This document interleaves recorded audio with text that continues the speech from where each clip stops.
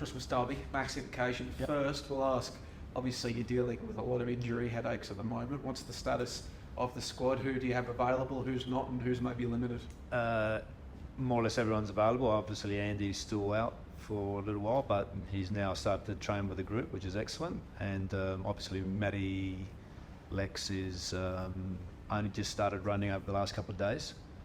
But besides that, everyone is pretty good to go. How's Jamie with the ankle? Yeah, that's getting better all the time. He's had a full week of training, and it's been a pretty good week of training for us. And yeah, he's got through it without any problems at all. He's, bar the announcement yesterday for him, is in a really good headspace and ready to go. How's he doing? And also Lex as well, because sometimes players get the chance to try and prove their fitness, and he's made the call on both of them. Yep. Well, for Lex, I think it was pretty clear. It's only just happened, and the time frame was 4 to 6 weeks, and we weren't going to have a scan until we had an initial scan. His next one was going to be in 2 weeks' time.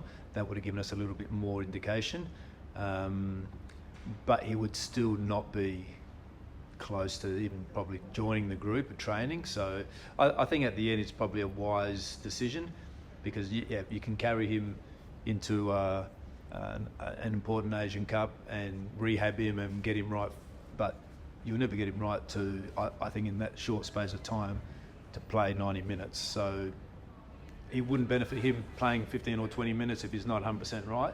It wouldn't benefit him, nor would it benefit the national team. So I think at the end it was a smart decision. What about Jamie? How's he doing? Yeah, no, really well. I think he's had a private conversation with Arnie, and I think they just had an open, honest dialogue, which was pretty good. He's accepted it, and it is part of sport, unfortunately. But as I said, he's in a really good headspace, and I think for us what's important, obviously, had they all been fit, they would have more than likely all gone, and then that would have made us suffer a little bit in terms of losing quite important players in numbers.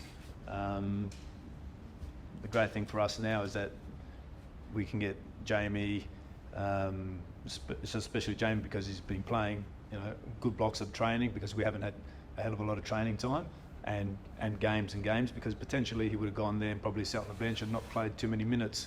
And then that would have been on the back end of the season for us also a problem. So in a selfish point of way, for us it's fantastic. Flip side, sorry.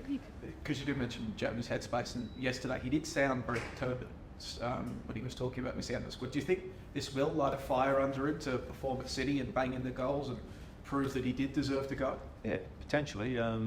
He's had a bit of a rough season so far, but not through a lack of effort. He's definitely always putting the effort. He's making runs. We could be pretty culpable also not recognising some of the runs that he's made.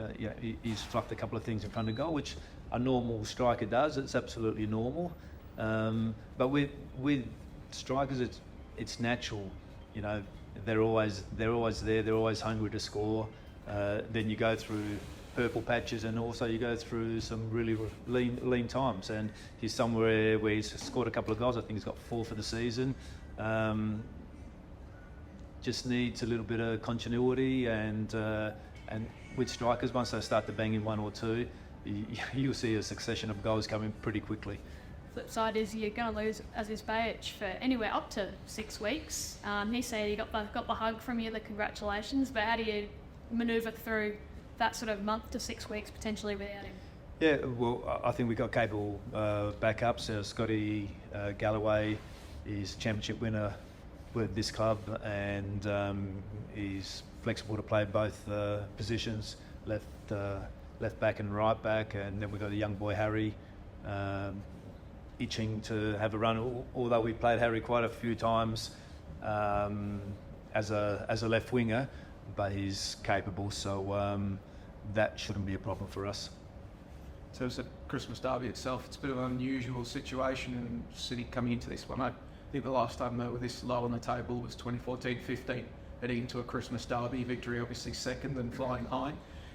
I mean, how do you approach this game? Do you even talk about the positions on the table? Do you see it as an opportunity to kickstart the season? How do you approach that? Well, look, I think we've done, since I've been here, we've done a lot of good things, but also we're suffering in some areas, and that's just a continual process. I'm new, we've got 12 new players. Derbies are like that, you know, where you can have a team on the top, you can have a team on the bottom, and anything can happen. And they're exciting, they're unpredictable, especially. And look, they're certainly having a pretty good year. There's no question about that after the last couple that they've had. So they're firing, you know. Bruno scoring goals regularly now. You know, back end they're going to lose him as well. So at the end, who knows what's going to happen post this game in terms of, you know, how much he's going to be missed for them. But anything could happen. I just expect a really tough derby. I think that's what everyone wants, and you know, hopefully it's as much as it's tough, that it's a nice game of football. So victory against Sydney last week, they ripped them apart in transition to get their goal. Yep. They're a team that likes to have the ball a lot. How do you counter that? Yeah, well, that's certainly an area that we've worked on, and we've discussed that they are really super dangerous. They've got the wide boys, and it could be Azani or it could be Falami or whoever, and then obviously Bruno in the front. Good, capable midfielders. You know, Ryan Teague, I really like the way Ryan plays. You know, I had a couple of camps with him, with my brother in the Olympic team. So Teagues is a really nice footballer. So they got a lot of weapons, and yeah, dangerous team for sure. But we got to think about what we're doing. You know, we totally respect not just the opposition we're playing tomorrow, but we respect all the teams that we play against. We got to play our game. The more we, from now being here a couple of months, the more we have the ball, the better it is for us. We don't like it when we don't have the ball, so we've just got to manage our difficult moments a lot better. You expect Curtis and Co to thrive on going up against Bruno? You know, when our players love a challenge. The most informed striker in the league's a pretty good one. Yeah, it's always going to be a challenge. I think every striker they play against throws different challenges. You know, last week they had the young boy in there, and then Alu come in as well. He throws different weapons at you as well. So every game is a challenge. You know, Bruno is probably not as dynamic as them in terms of making runs forward, but he's certainly, for a small boy, he can hold up the ball well. He can use his body really well, and he's unpredictable type of player as well.